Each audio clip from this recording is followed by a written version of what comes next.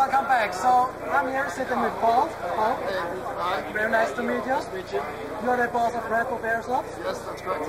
So what brings you here? Why a gun show in Germany? Well, we've been supplying many customers in Europe, and we've gotten a lot of emails from people wanting to meet us and to see our products. They mentioned that it's very difficult to sense what the gun is like by looking at it on the internet, and they want to touch it, they want to feel it, they want to see the latest and greatest products. So we decided that IWA show was a good opportunity for us to come over, bring in our latest products, and to meet some of our customers. So Redwolf is right now probably the best running airsoft shop in Hong Kong. If it's not, it's probably the best running, is it? Well, do you know I don't want to say that, but that's what we're hoping to achieve, and that's what our mission is to be the best airsoft shop and airsoft retailer and wholesaler in the world. That's our objective at least.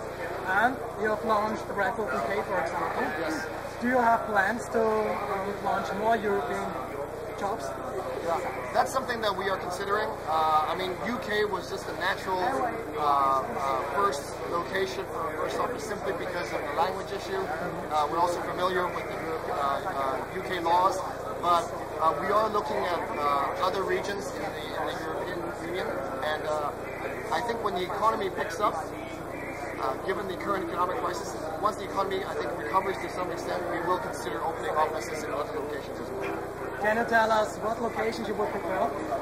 Well, I think a location that we would look for is where import and export is relatively easy, the control of airsoft is not as strict, and we can find good people to help us run our office.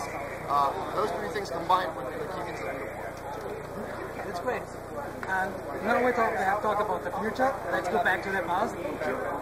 Why did you have the idea to make an airsoft store? Well, when I met my partner Chris, my partner, is crazy about airsoft guns. I come from a very business background, so when we were just having dinner one day, we talked about the possibility of opening an airsoft shop online. At that point, back in 1997, there were very few people selling airsoft on the internet. So we saw this as a huge opportunity to bring airsoft to the rest of the world. At that point, it was only Hong Kong and Japan and Taiwan where airsoft was kind of popular. So we saw that, well, you know, in Europe and in America, there are a lot of gun lovers. And a lot of people would enjoy bringing an airsoft gun out to experience the thrill of warfare and combat and shooting. So we built the website just to try it out, and the response was very positive.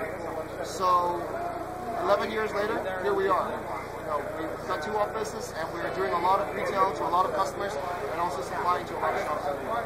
What do you think is the best thing about Redwolf-Boss? I think our passion for airsoft. I think we have a lot of good people.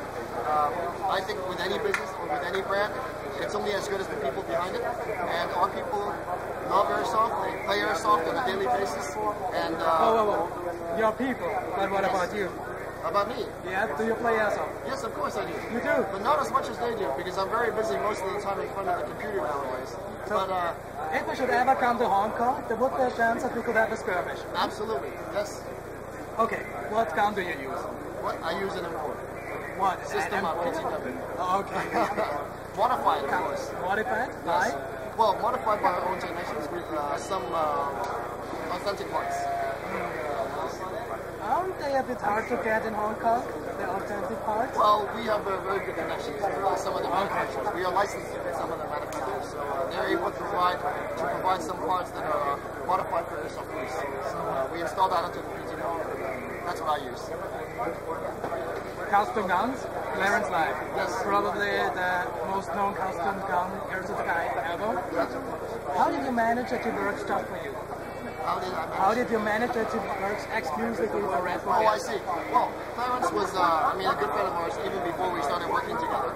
And, you know, one day he said, listen, I really want to sell my products to the worldwide market. And he believed that Redwolf had the network and the branding to do so.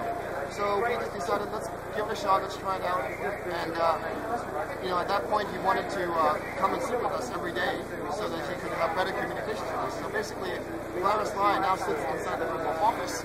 He's got his own office area, he's got his own location, his own extension. And it just naturally happened. 5-6 years later, he's still with us, and we're working great, and we have an excellent cooperation. So I look forward to continue working with Clarence for many years to come. There's another thing I was always wondering. There are rumors that the street prices in Hong Kong are way cheaper than the online prices.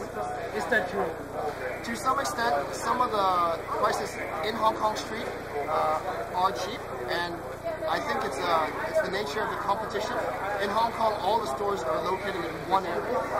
All the stores in Hong Kong, basically. So you've got about 20 stores competing with each other. And as you all know, when there's extreme, perfect competition, the prices will go down. But what you don't know is that if you go and you buy one of the guns from a store without buying accessories, they will not sell it to you. You must buy other things together with the gun in order to get that low price. Because, listen, they have to pay rent, they have to pay salaries, right? So they've got to make a margin on what they sell. They can't just sell it to you at cost. So when you buy the gun, you have to buy the magazine, you have to buy the BBs, and they make money from that. But if you try to go in a store and you buy 20 guns at the price that they post, they may not sell it to you because there is no margin and they cannot pay the rent. So to some extent, yes, it's true, but there are other conditions that you might not be aware of. Besides opening new stores in Europe, are there any other plans? Is there anything special you're going to do? Is Redwolf, I don't know, maybe hosting a very big skirmish or a special line of product just exclusively wheeled at Redwolf? We are absolutely trying to do that. We will be hosting a big game in the UK this year. It's going to be under the Redwolf name. More details will come later. Unfortunately, right now we're still in the planning phase. Can you say for how many people it will be? How many people can attend? I don't know. I think anywhere from 300 to 500 people. That will be our first game that we're trying to host. And then maybe if it's successful, we will try to do something bigger. Will you invite the AATV? Of course. Of course. You're always going to be welcome. Yeah. Last question? Yes. What car do you own? I own a BMW M3. Okay.